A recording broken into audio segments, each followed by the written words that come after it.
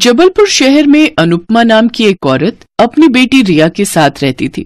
अनुपमा का पति उसे छोड़ किसी और औरत के साथ चला गया था। अनुपमा शहर में एक रेस्टोरेंट में खाना बनाने का काम करती थी। उसके हाथ का पिज्जा, समोसे, चाउमीन सब लोगों को बहुत पसंद आते थे। जो भी उस रेस्टोरेंट में आता वो अनुपमा के हाथ का पिज्जा और समोसे खाकर बहुत ही खुश होता।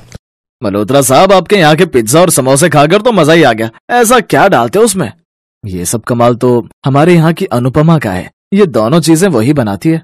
ऐसे ही एक रोज उस रेस्टोरेंट में एक ग्राहक अपनी बेटी के साथ आता है और वो पिज्जा समोसे की डिमांड करते हैं। वेटर उनके लिए पिज्जा लेकर जाते हैं लेकिन वो उसके लिए इनकार कर देते हैं। फिर समोसा लेकर जाते हैं तो वो भी लेने से इनकार कर देते हैं। वेटर समझ नहीं पाता कि आखिर उन्हें क्या चाहिए। वो आकर अनुपमा को ये बात बताते हैं। फिर अनुपमा ग्राहक के पास जाती है। माफ कीजिएगा सर, हम समझ नहीं पा रहे कि आप क्या खाना चाहते हैं। आप मुझे बताइए, मैं यहाँ शेफ का काम करती हूँ। अच्छा मैडम, वो एक बार हम मनाली घूमने गए थे तो वहाँ मेरी बेटी नेहा ने समोसा पिज्जा खाया था। समोसे के अंदर ही पिज्जा की स्टफिंग करके वो लोग समोसा पिज्जा बनाते हैं। नेहा को समोसा पिज्जा बड़ा पसंद आया था, इसीलिए वो यहाँ भी वही मांग रही है। आप बस मुझे 15 मिनट दीजिए, मैं अभी आती हूँ। कुछ ही देर में समोसे में पिज्जा की स्टफिंग भर के वो लाकर उन्हें देती है, जिसे खाकर वो बहुत ही खुश होते हैं। वाह पापा, ये तो बहुत ही अच्छा है, मजा आ गया। ये तो उस मनाली वाले से भी बहुत अच्छा है। सचमुच मल्होत्रा सर, आपकी इस शेफ ने तो कमाल ही कर दिया। उस दिन के बाद से उस रेस्टोरेंट में एक डिश और बढ़ गई। अब तो समोसा पिज्जा की वजह से वो रेस्टोरेंट भी ज्यादा फेमस हो गया। अब तो लोग दूर दूर से अनुपमा के हाथ का समोसा पिज्जा खाने आते। खुश होकर मालिक ने अनुपमा की तनख्वाह भी बढ़ा दी। इसी खुशी में अनुपमा रिया के लिए नए कपड़े खरीद कर लाई। वाह माँ, ये तो बहुत ही सुंदर फ्रॉक है। इस बार मेले में मैं यही पहन कर जाऊंगी। हाँ मेरी बच्ची, देखना तुम इसमें बहुत सुंदर लगोगी। लेकिन उसी रेस्टोरेंट में एक रजनी नाम की लड़की काम करती थी। रेस्टोरेंट में सब अनुपमा की तारीफ करते थे। ये देख रजनी उससे काफी जलने लगती है। जिसे देखो सब इसी के गुण गाते रहते हैं, लेकिन मैं इसे यहाँ से निकलवा कर ही रहूंगी। एक रोज जब अनुपमा पिज्जा समोसे की स्टफिंग बना रही होती है तभी उसका फोन आ जाता है। इतने में ही रजनी पीछे से दवा उस स्टफिंग में मिला देती है। फिर अनुपमा उनसे पिज्जा समोसा बनाकर तैयार कर लेती है और जब ग्राहक को वो खाने को देती है तो उसे खून की उल्टियाँ होने लगती हैं। ये देख उस आदमी की पत्नी रेस्टोरेंट के मालिक को बुलाती है। ये देखिए, आपका ये समोसा पिज्जा खाते ही मेरे पति को खून की उल्टियाँ हो रही हैं। अगर मेरे पति को कुछ भी हुआ ना तो मैं तुम्हें छोड़ूंगी नहीं और जेल की हवा खिला कर रहूंगी, साथ ही इस रेस्टोरेंट को भी बंद करवा कर रहूंगी। नहीं ऐसा मत कीजिए, मैं अभी से यहाँ से निकाल देता हूँ और आपके हस्बैंड को अस्पताल लेकर चलता हूँ। इन्हें कुछ नहीं होगा। नहीं सर, लेकिन मैंने कुछ नहीं किया। मल्होत्रा अनुपमा को काम से निकाल देता है। ये देख रजनी बहुत खुश होती है। उधर अगले दिन से अनुपमा कई होटल और रेस्टोरेंट में जाती है, लेकिन उसकी कहानी सुनकर कोई उसे काम नहीं देता। इस शहर में तो मुझे कोई काम ही नहीं दे रहा, साथ ही बचत भी कम ही बची है। अब मैं क्या करूं? मुझे लगता है मुझे अपने गांव चले जाना चाहिए। अनुपमा रिया के साथ अपने गांव आ जाती है। गांव में वो अपने पुराने घर में रहने लगती है। घर में सफाई करते वक्त उसकी नजर घर के पीछे रखे एक ठेले पर जाती है जो उसके पिता का था, जिसमें वो समोसे बनाकर बेचा करते थे। माँ, ये तो नाना का ठेला है ना? हाँ बेटी, इसमें बाबा समोसे बनाकर बेचा करते थे। तो माँ, आप भी तो कितना अच्छा समोसा पिज्जा बनाती थी। अब आप इस ठेले पर वो बनाकर बेचना शुरू करो। अरे वाह, ये आइडिया तो बहुत अच्छा है, मुझे क्यों नहीं आया? अनुपमा ने नौकरी करके कुछ बचत की थी जिनसे वो राशन पानी लाती है, साथ ही समोसा पिज्जा बनाने के लिए जरूरी सामान भी लाती है। फिर अगले दिन सुबह जल्दी उठकर समोसे पिज्जा बनाती है और ठेले पर लगाकर उन्हें बेचना शुरू कर देती है। तभी उसके पास उस गाँव का मुखिया आता है। अनुपमा बेटी, ये ठेला तो तुम्हारे पिता मनोहर का है ना? वो तो इसमें समोसे बनाकर बेचते थे, लेकिन आखिर तुम इसमें क्या बनाकर बेच रही हो? काका, ये भी समोसे है, लेकिन ये आज के जमाने के समोसे है। अच्छा, फिर एक चखाना तो। अनुपमा उन्हें पिज्जा समोसा देती है। वाह वाह, लाजवाब, क्या स्वाद है। वाह बेटिया, हमने तो कभी सोचा ही नहीं था कि ये इतने अच्छे होंगे। मुझे 2 और दे दो। वैसे कितने का है एक? सिर्फ 20 रुपए का काका। मुखिया को देखकर और भी लोग उसके पास आने लगे। धीरे धीरे अनुपमा सारे गांव में और आस पड़ोस के गांव में भी फेमस हो गई। अब लोग दूर दूर से उसके समोसा पिज्जा खाने आने लगे। अब उसकी खूब अच्छी कमाई होने लगी। रिया को उसने अब वहीं के एक स्कूल में डाल दिया। स्कूल से आने के बाद रिया भी अपनी माँ की मदद करती। उधर मल्होत्रा रजनी को किसी से फोन पर बात करते सुन लेता है। वो उसकी सारी बात अपने फोन में रिकॉर्ड कर लेता है। अच्छा किया जो मैंने उस अनुपमा को यहाँ से निकलवा दिया। जिसे देखो उसी के गुण गाता रहता। वो अनुपमा कितनी बुद्धू निकली। उसके पिज्जा समोसे में दवाई मिलाई मैंने और नाम लगाया उस अनुपमा पर और उसे यहाँ से निकाल कर बाहर किया। अच्छा, तो ये सब तुम्हारा किया तरह है। अब देखो मैं क्या करता हूँ। मल्होत्रा वो वीडियो YouTube पर डाल देता है। रातों रात ये बात सोशल मीडिया पर फैल जाती है। रजनी को काम से निकाल दिया जाता है और अब उसे कहीं कोई नौकरी नहीं मिलती। कुछ दिन बाद मल्होत्रा अनुपमा को ढूंढता हुआ उस गांव आ जाता है और उसे अपने साथ रेस्टोरेंट में काम करने की बात कहता है, लेकिन अनुपमा उसे कहती है, नहीं साहब, अब मैं इसी गाँव में रहकर अपना काम ही करूंगी। जो सुकून यहाँ है वो कहीं नहीं। ठीक है अनुपमा, जैसा तुम्हें ठीक लगे, लेकिन मेरे रेस्टोरेंट के दरवाजे हमेशा तुम्हारे लिए खुले रहेंगे। कुछ ही समय बाद अनुपमा और भी ज्यादा तरक्की करने लगी और अब उसने गांव में ही खुद का एक बड़ा रेस्टोरेंट खोल लिया, जहां दूर दूर से उसके पास ग्राहक आने लगे। अब वो दिन दुगनी रात चौगुनी तरक्की करने लगी। उसने अब अपना बड़ा घर बना लिया और अपनी बेटी के साथ खुशी खुशी रहने लगी।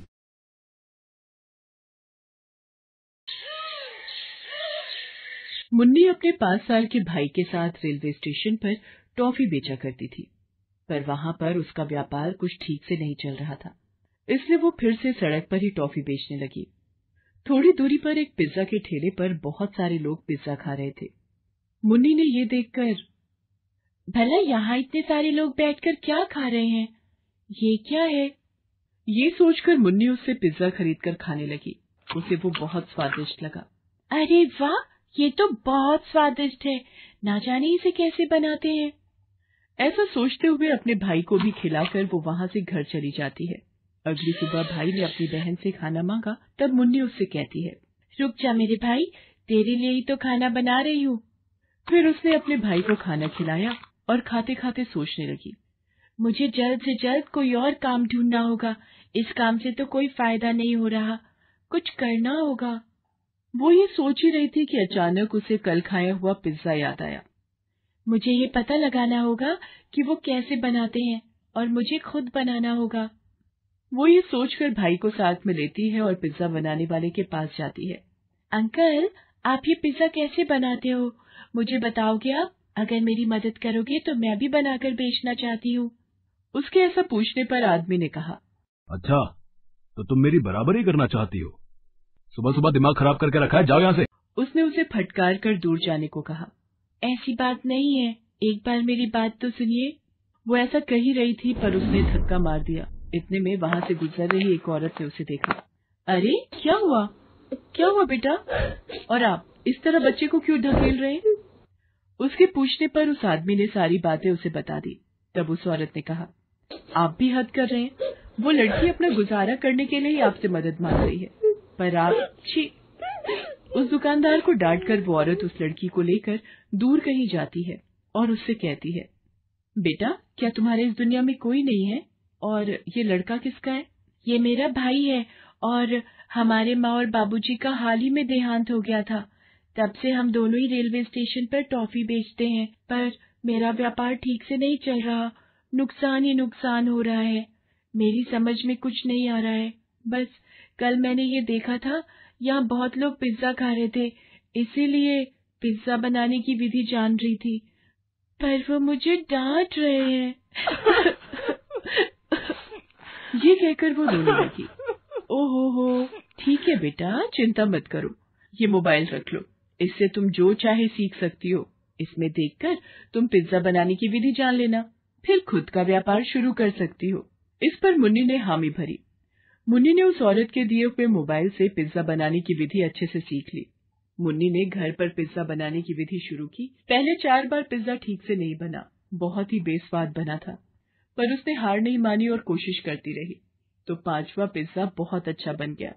मुन्नी बहुत खुश हो गई। सुन भाई, अब ये पिज्जा बहुत अच्छा बन गया। अगर ये पिज्जा का काम चल गया तो समझो अपनी जिंदगी सुधर गई। ये सोचकर उसने अगले ही दिन रेलवे स्टेशन पर जाकर पिज्जा बनाना शुरू कर दिया। ताजा ताजा स्वादिष्ट पिज्जा लीजिए, ताजा ताजा स्वादिष्ट पिज्जा लीजिए। इस तरह आवाज देकर वो लोगों को पिज्जा बेचने लगी। बहुत कम दाम में बेच रही थी, इसलिए कई लोग आकर पिज्जा खरीद रहे थे। बहुत ही कम समय में सारे पिज्जा बिक जाने की वजह से वो घर जल्दी लौटी। भगवान जी, आज मुझे पूरे 1000 रुपए का फायदा हुआ। हर दिन ऐसे ही मुझ पर अपनी कृपा करना। इस तरह हर रोज पिज्जा के जरिए बहुत पैसे कमाने लगी। कुछ ही दिनों में उसने रेलवे स्टेशन पर एक छोटी सी दुकान जमा ली, जहां पर वो पिज्जा का व्यापार कर रही थी। उसका पिज्जा का व्यापार दिन दुगनी रात चौगुनी हो रहा था। इन सब के पीछे उस औरत का हाथ था। ये सोचती हुई वो घर लौटी।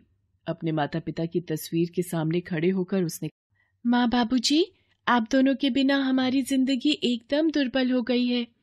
आज हम 3 वक्त की रोटी खा पा रहे हैं तो इन सब के पीछे उस औरत का हाथ है। उनका उपकार मैं कभी नहीं भूल सकती। जो जहाँ भी रहे खुश रहें, ऐसा आशीर्वाद आप उन्हें देते रहना, क्योंकि आपके बच्चों की खुशी का कारण वही है। और साथ ही साथ हमें भी आशीर्वाद दीजिए। इतने में पिज्जा का व्यापार करने वाला वो आदमी घर आ जाता है। ए लड़की, आज के बाद तू पिज्जा का व्यापार नहीं करेगी, और अगर ऐसा किया ना तो तुझे और तेरे भाई को मार दूंगा। क्यों भला? मैं आपकी बराबरी में ठेला थोड़ी लगाती हूँ। मैं तो रेलवे स्टेशन पर पिज्जा बेचती हूँ। तुमने वहां पर शुरू किया है, इसीलिए तो कोई मेरे पास से पिज्जा नहीं खरीद रहा है। इतने में मुन्नी की सहायता करने वाली वो औरत भी वहां पर आई। तुम ऐसा ही कुछ दुस्साहस करोगे, ये मैं जानती थी, इसीलिए मैं मुन्नी पर हमेशा नजर रख रही थी। तेरा कहा मैंने सब रिकॉर्ड कर लिया है, पुलिस को इसका सबूत दे दूंगी। अरे नहीं नहीं, ऐसा कुछ मत करना, मैं कुछ नहीं करूंगा, मैं जा रहा हूँ। ऐसा कहकर घबरा कर वो वहां से भाग गया। मुन्नी रोते हुए उस औरत के गले से लग जाती है। बेटा, तुम्हें घबराने की कोई जरूरत नहीं है। तुम्हें जब भी जरूरत हो मैं यहीं पास में रहती हूँ और सब ठीक हो जाएगा। मैं चाहती हूँ तुम्हारा बड़ा नाम हो। इस तरह उस औरत ने धीरज दिया। मुन्नी बहुत खुश हुई। जैसे उसने कहा था, सच में मुन्नी का बहुत अच्छा नाम हुआ। इतनी छोटी उम्र में पिज्जा का व्यापार करने वाली ये एक लड़की थी, इसलिए न्यूज में भी उसका नाम आ रहा था। मुन्नी इन सब से बहुत खुश हो रही थी। उसे आगे बढ़ता देख उस औरत को भी बहुत खुशी मिली। इस तरह मुन्नी को उसकी मेहनत का फल मिल गया।